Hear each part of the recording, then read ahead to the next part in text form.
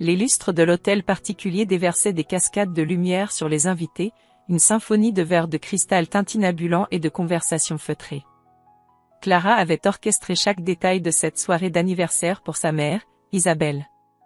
Des compositions florales exubérantes aux musiciens qui jouaient une mélodie douce et enveloppante, tout se devait d'être parfait. Ce soir, elle espérait, elle priait presque, pour un signe, un simple regard de sa mère qui dirait « Je suis fière de toi, ma fille ». À 32 ans, après des années à bâtir son succès à la sueur de son front, cette reconnaissance maternelle restait le sommet qu'elle peinait à atteindre. Le moment arriva.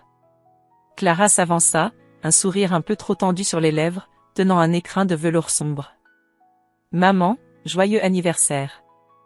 À l'intérieur, scintillait une broche ancienne, une pièce unique d'un joaillier renommé, ornée de saphirs et de diamants, un bijou qu'Isabelle avait admiré des années auparavant dans une vitrine, le croyant inaccessible. C'était plus qu'un cadeau, c'était un souvenir, un rêve exaucé, une tentative désespérée de toucher son cœur. Isabelle ouvrit la boîte. Ses yeux parcoururent la broche sans la moindre étincelle. Un léger haussement de sourcils fut sa seule réaction visible avant qu'elle ne referme l'écrin avec une lenteur presque théâtrale. « Merci, Clara, dit-elle d'une voix neutre, le ton à peine plus chaleureux que celui qu'elle aurait employé pour remercier un serveur. Elle posa la boîte sur une table d'appoint, comme un objet sans importance. Le cœur de Clara se serra, une douleur familière. Mais le pire était à venir. Sa tante Adèle, la sœur aînée d'Isabelle, s'approcha, un sourire mielleux qui ne trompait personne. « Quelle jolie petite chose, Clara. Mais dis-moi, » sa voix monta d'un cran, attirant l'attention des convives les plus proches, « avec tout ce que tu gagnes, ne penses-tu pas que ta mère mériterait un peu plus de sécurité? Un appartement, par exemple? Un toit bien à elle, plutôt que ces babioles. » Un oncle renchérit aussitôt, « Adèle a raison. Quand on a les moyens, on assure l'avenir de sa mère. Pas juste des bijoux qui finiront dans un coffre. » Les murmures approbateurs parcoururent le petit groupe familial qui s'était formé autour d'Isabelle, laquelle restait silencieuse, laissant les autres porter les stockades. « Quelle fille avare !» lança un cousin, le mot claquant comme un fouet dans l'atmosphère soudainement glaciale. Pas même un appartement pour sa propre mère. Clara sentit le sang lui monter aux joues. L'injustice de l'accusation la suffoquait. Avare? Elle qui avait discrètement épongé les dettes de plusieurs d'entre eux, qui avait financé les études de ce même cousin, qui avait toujours répondu présente sans jamais rien demander en retour? La douleur laissa place à une colère froide, une lucidité tranchante. Trop, c'était trop. Elle se redressa, son regard balayant le cercle de visages hostiles. Sa voix, quand elle parla, était étonnamment calme, mais chargée d'une autorité nouvelle. Assez. Le silence se fit. J'ai passé ma vie à chercher votre approbation, à espérer un geste de tendresse de la part de ma propre mère.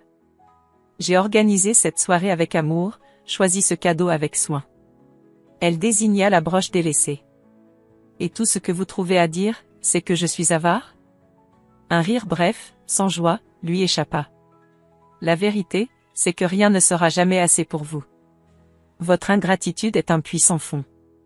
Elle se tourna vers les 2 agents de sécurité qu'elle avait engagés, postés discrètement près de l'entrée.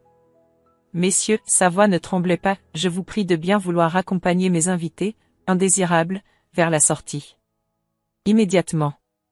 Un silence de stupeur accueillit ces mots. Et commencer par ma mère.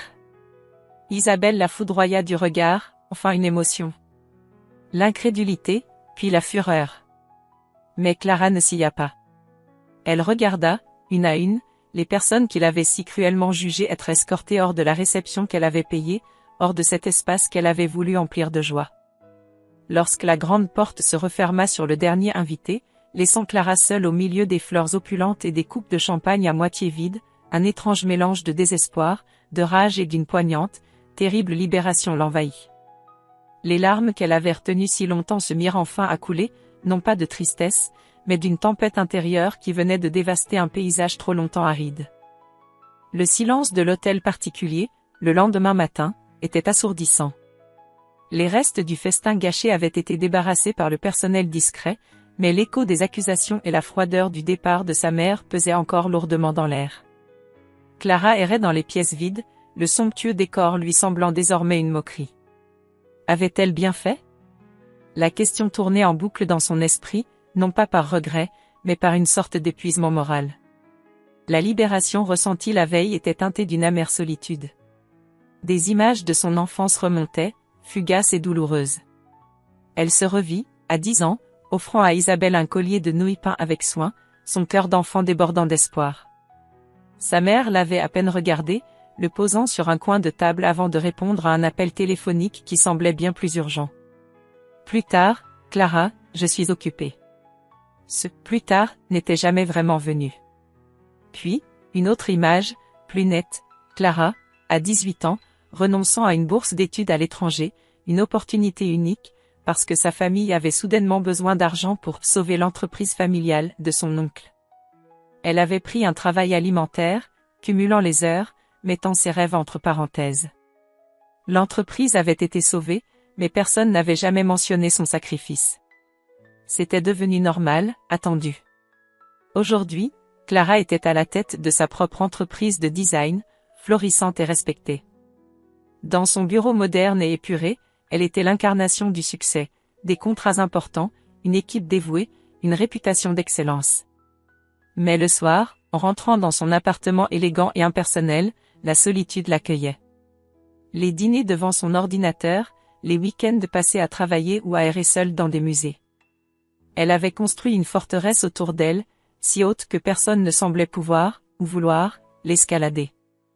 Quelques jours après la désastreuse soirée, alors qu'elle tentait de noyer ses pensées dans un nouveau projet complexe, son assistante annonça un visiteur, Léo Dubois, un architecte paysagiste avec qui elle avait collaboré sur un projet précédent.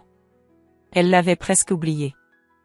Il entra, un sourire chaleureux et des yeux vifs qui semblaient voir plus que la façade professionnelle qu'elle affichait.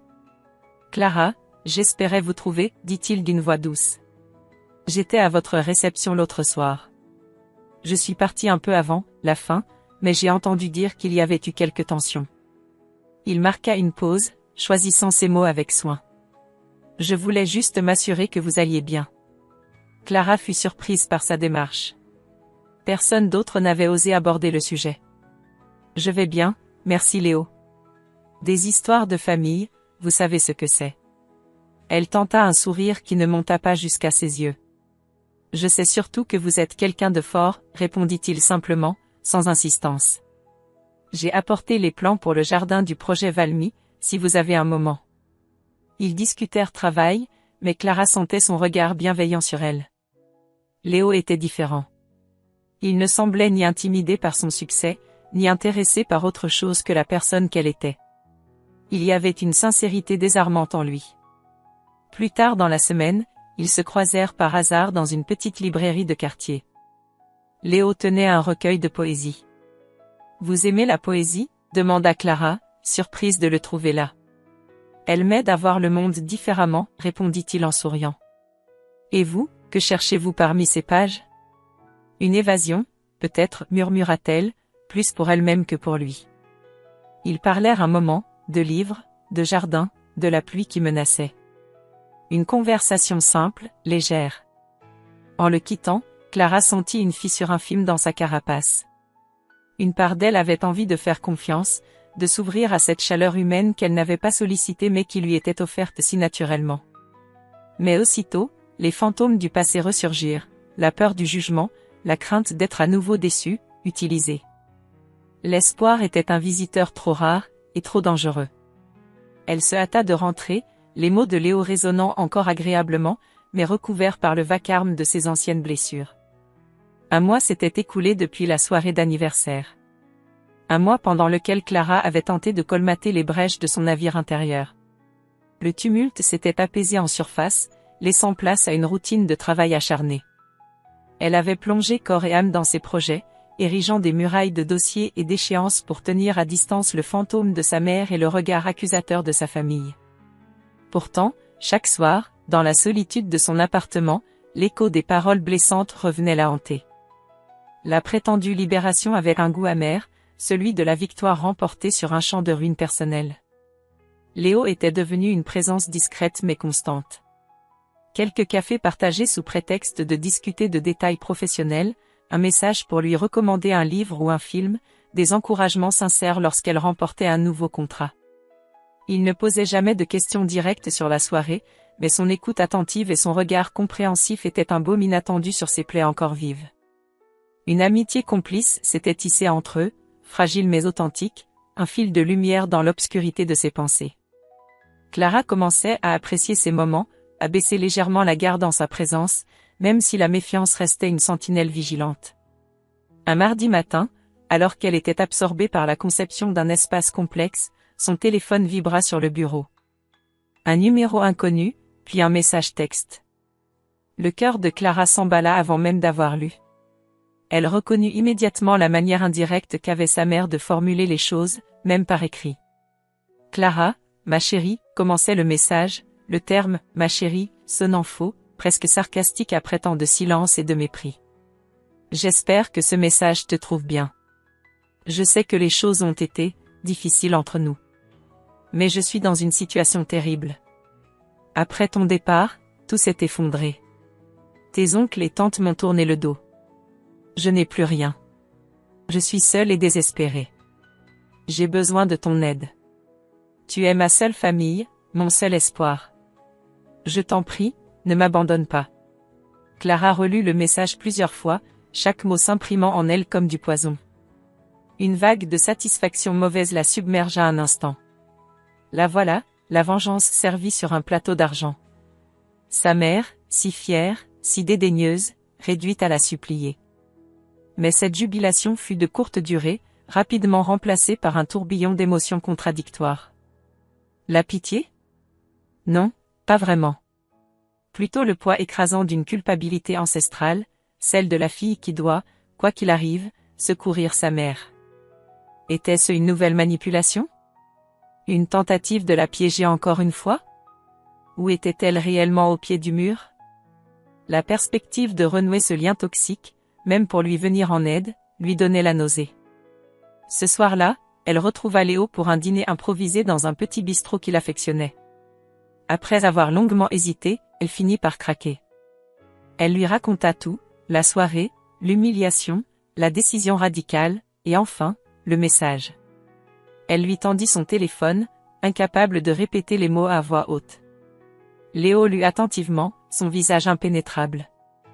Quand il releva les yeux, il n'y avait aucune trace de jugement, seulement une profonde sollicitude. « C'est une situation incroyablement difficile, Clara, dit-il doucement. Je ne sais pas quoi faire, avoua-t-elle, la voix brisée. Une partie de moi veut la laisser se débrouiller. Elle n'a jamais été là pour moi. Mais, c'est ma mère. Et qu'est-ce que toi, tu veux vraiment? Demanda Léo, sa question simple la prenant au dépourvu. Pas ce que tu penses devoir faire, ou ce que la société attend de toi. Mais toi, au fond de toi? Clara resta silencieuse un long moment, fixant le vide. Je veux la paix, murmura-t-elle enfin. Je veux être libre de tout ça.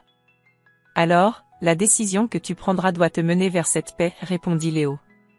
Quelle que soit cette décision. Pense à toi d'abord, Clara. Tu as le droit de te protéger. Ces paroles résonnèrent en elle. Pensez à elle d'abord. C'était un concept si étranger, si égoïste selon les normes avec lesquelles elle avait grandi. Mais venant de Léo, cela sonnait juste, comme une permission qu'elle n'avait jamais osé s'accorder. En rentrant chez elle cette nuit-là, le message de sa mère brillait toujours sur l'écran de son téléphone, mais il semblait un peu moins menaçant. Une petite graine de détermination avait été plantée. Elle ne répondrait pas tout de suite. Elle avait besoin de temps. Elle avait besoin de comprendre. Les paroles de Léo avaient semé une graine de résolution dans l'esprit tourmenté de Clara. Pense à toi d'abord. Pour la première fois, cette idée ne lui semblait pas égoïste, mais nécessaire, vitale. Avant de répondre au message suppliant de sa mère, avant de se laisser entraîner à nouveau dans la spirale toxique familiale, elle devait comprendre. Comprendre la véritable situation d'Isabelle, et non la version larmoyante servie par SMS. Clara, femme d'affaires aguerrie, savait comment obtenir des informations. Elle commença par des vérifications discrètes.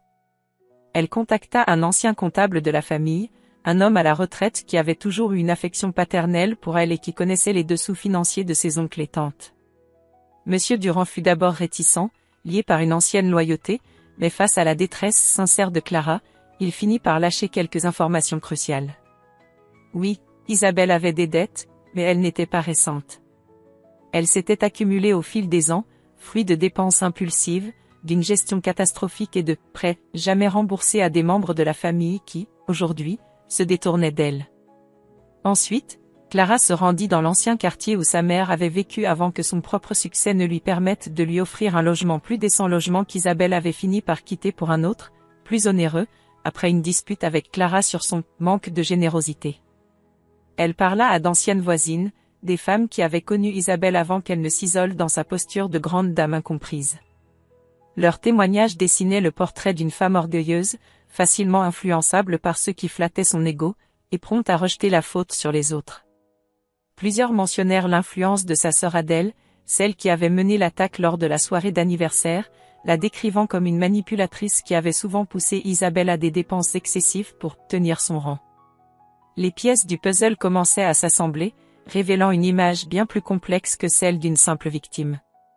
Isabelle était en difficulté, certes, mais sa situation était aussi la conséquence de ses propres choix et de sa fierté mal placée, exacerbée par l'entourage toxique qu'elle avait elle-même entretenu.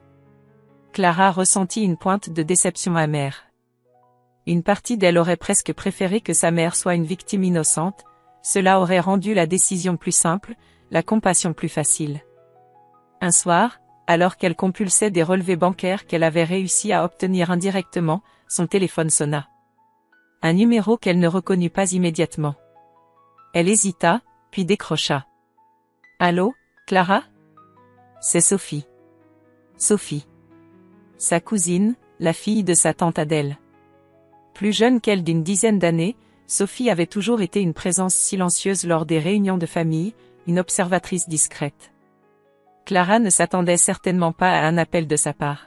« Sophie ? Que se passe-t-il » demanda Clara, méfiante. « Je sais que ce n'est peut-être pas le moment, et maman me tuerait si elle savait que je t'appelle. » La voix de Sophie était basse, presque craintive. « Mais j'ai entendu ce qui s'est dit sur ta grand-mère, sur Isabelle. Et sur toi, à la soirée. » Un silence. Clara attendait. « Ce n'est pas juste, Clara, » reprit Sophie, plus assurée. « Grand-mère a sa part de responsabilité, bien sûr, elle n'a jamais été facile. Mais maman et les autres, ils l'ont plumée pendant des années. Ils lui ont fait croire qu'elle était une reine, l'encourageant à dépenser sans compter, tout en lui soutirant de l'argent dès qu'il le pouvait. Maintenant qu'elle n'a plus rien à leur offrir et que tu as coupé les ponts, ils la laissent tomber comme une vieille chaussette. » Clara écoutait, stupéfaite. Une alliée. Une voix de l'intérieur du camp ennemi venait de lui tendre une perche inespérée. « Maman a toujours été jalouse de ta réussite, Clara, » continua Sophie. « Elle ne supportait pas que tu sois indépendante, que tu n'aies pas besoin de te faire passer pour une fille ingrate, c'était sa manière de te rabaisser. Et pour grand-mère, elle est perdue. Elle s'est laissée embobiner. Elle a besoin d'aide, c'est vrai, mais pas seulement financière. Elle a besoin de se réveiller. » « Pourquoi tu me dis tout ça, Sophie ?» demanda Clara, encore sous le choc. « Parce que j'en ai marre de leurs hypocrisies, » répondit la jeune femme avec une pointe de révolte. « Et parce que, malgré tout, tu as toujours été droite. Tu ne méritais pas ça. » Elle ajouta, « Fais attention, Clara. Ils sont capables de tout pour arriver à leur fin. Mais si tu as besoin de savoir des choses, je peux essayer de t'aider. » Discrètement. En raccrochant, Clara resta longtemps immobile. Le témoignage de Sophie venait de jeter une lumière crue sur les manipulations familiales. Sa colère initiale envers sa mère se nuançait d'une étrange pitié, non pas pour la victime qu'Isabelle prétendait être, mais pour la femme faible et aveuglée qu'elle était devenue. Et une nouvelle détermination grandissait en elle. Sa réponse à sa mère ne serait pas une simple aide financière, ni une vengeance mesquine. Ce serait quelque chose de bien plus élaboré. Quelque chose qui viserait à la fois à secouer Isabelle et à exposer l'hypocrisie des autres. Le plan commençait à prendre forme. Les révélations de Sophie avaient agi comme un catalyseur sur Clara. La colère brute s'était muée en une détermination froide, presque chirurgicale. La vengeance qu'elle envisageait désormais n'avait rien à voir avec le désir mesquin de voir sa mère souffrir. Ce serait plus subtil, plus constructif, et finalement, plus libérateur pour Clara elle-même. Il s'agissait de briser un cycle, de forcer une prise de conscience, et de se réapproprier son histoire. Assise à son bureau tard dans la nuit, entourée des notes de son enquête discrète, Clara esquissait les grandes lignes de son plan. Elle n'allait pas simplement signer un chèque. Ce serait trop facile, et cela ne résoudrait rien sur le fond. Son aide serait conditionnelle, conçue pour pousser Isabelle à reprendre un minimum de contrôle sur sa propre vie, loin des influences néfastes de sa famille. Première option, financer une formation professionnelle pour Isabelle, dans un domaine adapté à ses capacités restantes, pour qu'elle puisse retrouver une certaine autonomie financière, qui sait, un peu de dignité. Deuxième option, l'aider à trouver un logement modeste, à sa charge, mais à condition expresse qu'Isabelle accepte de suivre une thérapie, peut-être même une thérapie familiale si Clara s'en sentait capable un jour, pour dénouer les fils emmêlés de leur relation. Troisième option, plus radicale, mettre en place une aide financière minimale, gérée par un tiers neutre, un administrateur ou une assistante sociale, coupant ainsi tout contact direct et toute possibilité de manipulation émotionnelle. Chaque option était assortie de conditions claires, non négociables. Léo fut le premier confident de ces réflexions.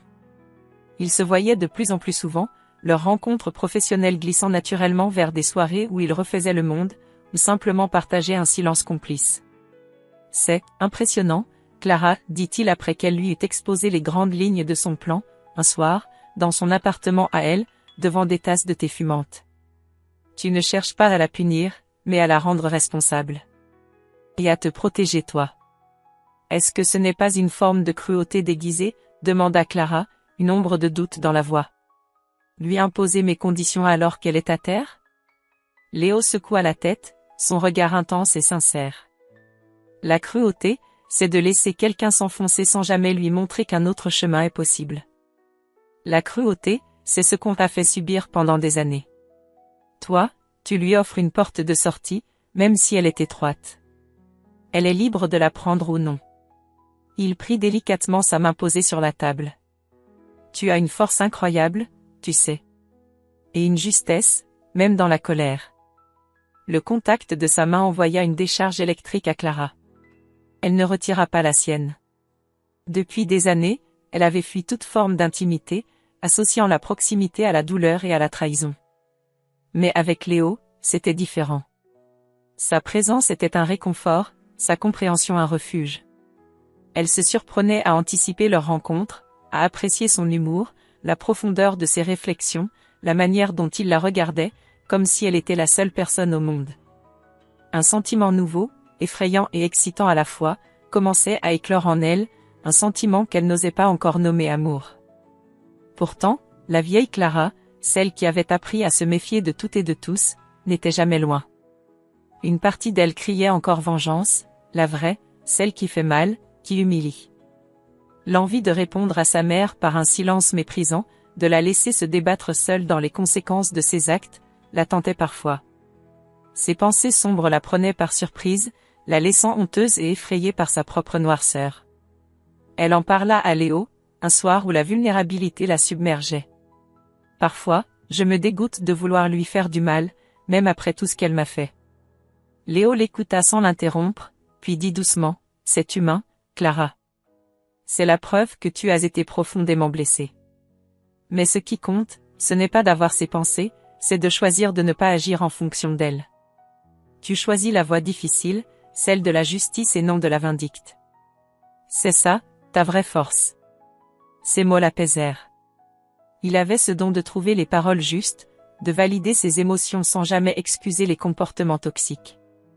Grâce à lui, Clara sentait qu'elle pouvait affronter cette confrontation avec sa mère, non pas comme une victime cherchant réparation, ni comme un bourreau savourant sa revanche, mais comme une femme debout, maîtresse de ses choix, prête à tracer une nouvelle frontière pour sa propre paix.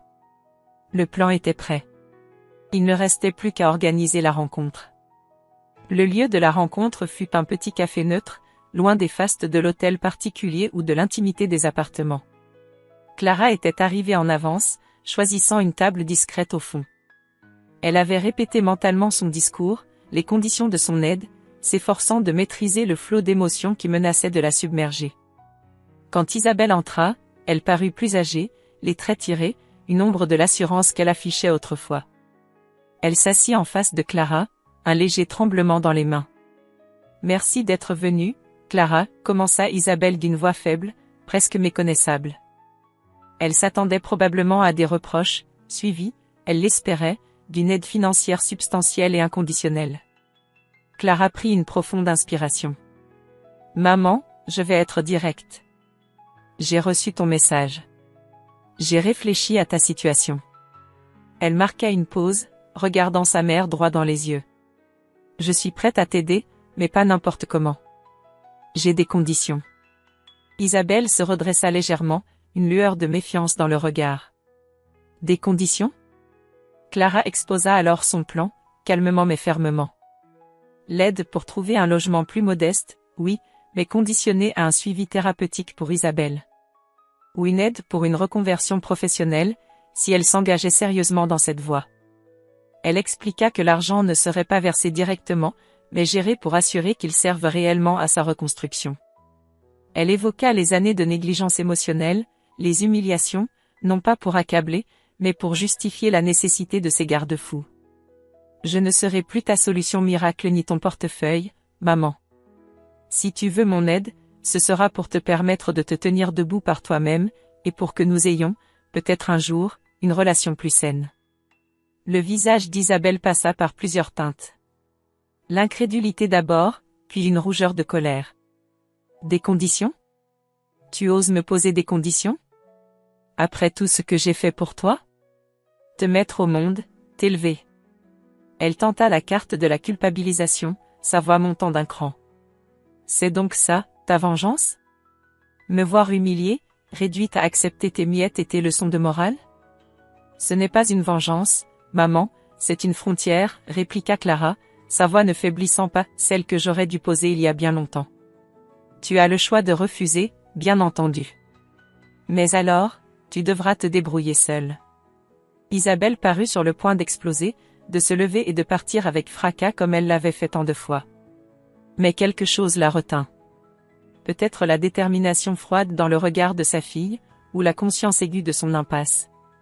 Son assurance s'effrita soudain. Les larmes montèrent à ses yeux, de vraies larmes cette fois, non pas de rage, mais d'un désespoir profond. « Tu ne comprends pas, » sanglota-t-elle, la voix brisée. « Tu ne peux pas comprendre. » Elle hésita, puis, comme si un barrage venait de céder, les mots se déversèrent. « Ma propre mère, ta grand-mère, elle était comme ça avec moi. Pire, même. Rien n'était jamais assez bien. J'ai passé ma vie à essayer de lui plaire, à chercher son approbation, en vain. Elle me rabaissait constamment, me disait que je n'arriverais à rien, que j'étais un fardeau. » Clara écoutait, sidérée. Elle n'avait que de vagues souvenirs de sa grand-mère maternelle, une femme austère et distante, décédée quand Clara était encore jeune. « Quand tu es née, » continua Isabelle, le regard perdu dans le passé, « je me suis juré que tu n'aurais jamais à subir ça. Je voulais que tu aies tout. Que tu sois forte, indépendante. Mais j'avais tellement peur. Peur de ne pas être à la hauteur, peur de reproduire ce qu'elle m'avait fait. Alors, j'ai surcompensé. J'ai cru que te pousser, te critiquer, c'était te rendre plus forte. Je voulais que tu sois parfaite pour que personne ne puisse jamais te faire de mal comme on m'en avait fait. Et j'ai aussi reporté sur toi une partie de ma colère contre elle, contre la vie. C'est impardonnable, je le sais. » Elle baissa la tête, secouée de sanglots. « J'ai été une mère épouvantable. J'ai tout gâché. » Le silence tomba dans le café, seulement troublé par les pleurs étouffés d'Isabelle. Clara était abasourdie. Ce n'était pas une excuse pour les années de souffrance, mais c'était un éclairage. Une pièce manquante du puzzle qui rendait le comportement de sa mère, sinon acceptable, du moins humainement compréhensible dans sa faillite. La colère de Clara ne s'évanouit pas, mais elle fut traversée par une vague de tristesse complexe, une pitié douloureuse pour cette femme qui avait elle-même été brisée. Sa vengeance, mûrement réfléchie, lui parut soudain sous un autre jour. Les conditions restaient valables, nécessaires pour sa propre protection et pour la reconstruction d'Isabelle. Mais l'intention derrière avait subtilement changé. Ce n'était plus seulement un acte de justice pour elle-même, mais peut-être, aussi, une tentative désespérée de briser un héritage de douleur transmis de mère en fille. Clara tendit la main et posa, hésitante, ses doigts sur ceux de sa mère. Ce que tu as vécu ne justifie pas tout, maman. Mais, je comprends un peu mieux. Sa voix était douce. Mes conditions tiennent toujours. Mais peut-être que la thérapie pourrait aussi t'aider à guérir de ça. Et moi aussi. Isabelle releva la tête, les yeux rougis, un faible espoir y naissant. Pour la première fois depuis des années, un pont fragile semblait se dessiner au-dessus de l'abîme qui les séparait. Les semaines qui suivirent la confrontation au café furent étranges, empreintes d'une nouvelle réalité pour Clara. Isabelle, après plusieurs jours de silence et sans doute de lutte intérieure, avait fini par accepter les conditions de sa fille. Non sans réticence, non sans quelques dernières tentatives de négociation voilées, mais elle avait cédé. Clara, fidèle à sa parole, mit en place l'aide convenue, un petit appartement fonctionnel dans un quartier correct et le premier rendez-vous avec une thérapeute réputée. Elle observait de loin les premiers pas hésitants de sa mère sur ce chemin imposé. Il y eut des appels téléphoniques où Isabelle se plaignait, où elle exprimait sa solitude, mais Clara tenait bon, rappelant doucement mais fermement les termes de leur accord, encourageant sa mère à s'investir dans sa thérapie. Pour Clara, une page se tournait, lentement mais inexorablement.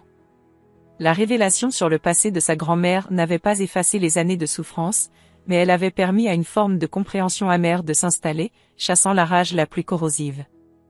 Elle se sentait plus légère, comme si un fardeau invisible qu'elle portait depuis l'enfance venait de lui être retiré.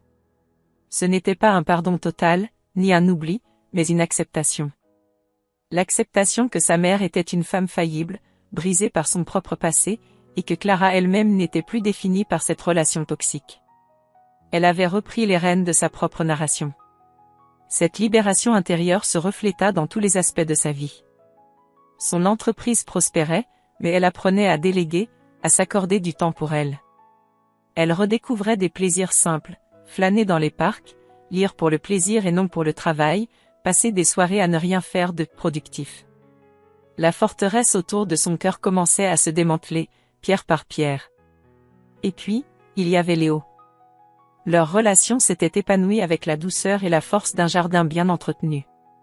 Il avait été son ancre pendant la tempête, son confident silencieux, son soutien indéfectible. Maintenant que le ciel s'éclaircissait, leur amour pouvait enfin prendre son envol. Ils partageaient une complicité joyeuse, des rêves d'avenir, et un respect mutuel qui était le fondement de leur lien. Avec lui, Clara apprenait ce que signifiait être aimée pour ce qu'elle était, avec ses forces et ses failles. Elle n'avait plus besoin de prouver sa valeur, seulement d'être. Il l'aimait pour sa résilience, son intelligence, mais aussi pour cette vulnérabilité qu'elle osait enfin lui montrer.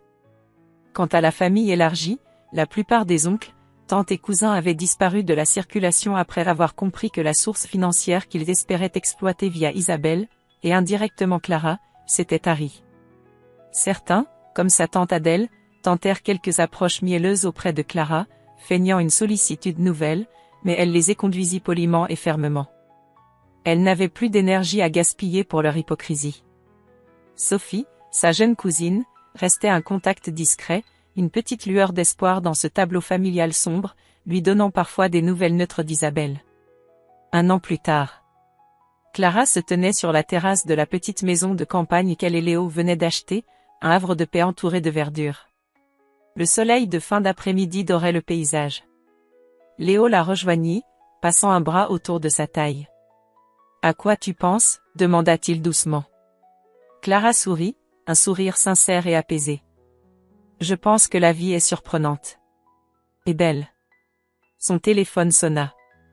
C'était sa mère. Leurs appels étaient devenus plus espacés, plus calmes. Isabelle suivait toujours sa thérapie. Les progrès étaient lents, parfois ponctués de rechutes dans ses anciennes plaintes, mais il y avait un changement indéniable. Elle parlait davantage de ses propres ressentis, de ses efforts, et moins des torts des autres. « Bonjour maman, » dit Clara. La conversation fut brève, presque banale. Isabelle lui raconta une petite anecdote de son quotidien, demanda des nouvelles de son travail. Il n'y avait plus les exigences d'antan, ni les reproches voilés. Juste une conversation entre deux femmes qui apprenaient à se connaître sur une nouvelle base, plus fragile mais plus authentique. En raccrochant, Clara sentit une douce chaleur l'envahir. Ce n'était pas la relation mère-fille fusionnelle dont elle avait pu rêver enfant, mais c'était quelque chose de réel, de possible. Une paix construite sur des fondations douloureusement acquises. Elle se blottit contre Léo, regardant le soleil décliner. Elle avait affronté ses démons, brisé les chaînes du passé. Elle n'avait pas obtenu la famille parfaite, mais elle avait construit la sienne, avec Léo, basée sur l'amour, le respect et la vérité. Elle avait trouvé sa super-asao, son dépassement, non pas en oubliant les cicatrices, mais en les intégrant à son histoire, comme des marques de sa force et de sa capacité à choisir la lumière, même après avoir traversé les plus profondes ténèbres. L'avenir s'étendait devant elle, vaste et prometteur, une toile vierge qu'elle était enfin libre de peindre avec les couleurs de son propre bonheur. Cher lecteur, au terme de ce voyage aux côtés de Clara, une question demeure, une réflexion que son histoire nous invite à méditer. Combien de chaînes invisibles portons-nous, forgées dans le silence des douleurs familiales, des attentes non dites et des blessures tues? L'histoire de Clara n'est pas seulement celle d'une vengeance ou d'une réconciliation. C'est avant tout le récit d'une libération. La libération d'un cycle de toxicité qui se transmet parfois de génération en génération, comme un héritage empoisonné. Elle nous montre que le courage ne réside pas toujours dans la confrontation bruyante, mais souvent dans la décision, calme et déterminée, de tracer une nouvelle voie, de fixer des frontières là où il n'y en avait pas. Apprendre à se choisir, à se respecter soi-même au point de dire « assez », n'est pas un acte d'égoïsme, mais une nécessité vitale pour quiconque aspire à la paix intérieure. Clara a dû affronter ses propres démons, son désir de revanche, pour découvrir qu'une « vengeance » plus profonde et plus constructive résidait dans sa propre guérison et dans la possibilité offerte à l'autre de prendre conscience de ses actes. Son parcours nous enseigne que comprendre le passé de ceux qui nous ont blessés peut apporter un éclairage, une nuance, sans pour autant effacer la douleur ni excuser l'inacceptable. La véritable force se manifeste dans la capacité à transformer cette douleur en un moteur de changement, pour soi d'abord. Et l'amour, le vrai, celui qui soutient sans juger, qui encourage sans posséder, peut être une ancre puissante dans la tempête. Mais il ne peut s'épanouir pleinement que lorsque l'on a commencé à s'aimer soi-même suffisamment pour y croire. Puissiez-vous, à travers le tumulte et les triomphes de Clara, trouver l'inspiration pour regarder vos propres liens, pour questionner ce qui vous entrave, et pour oser, peut-être, dessiner les contours d'une aube nouvelle dans votre propre vie. Car la plus grande super-asao, le plus grand dépassement, est celui qui nous mène vers notre propre vérité et notre propre lumière.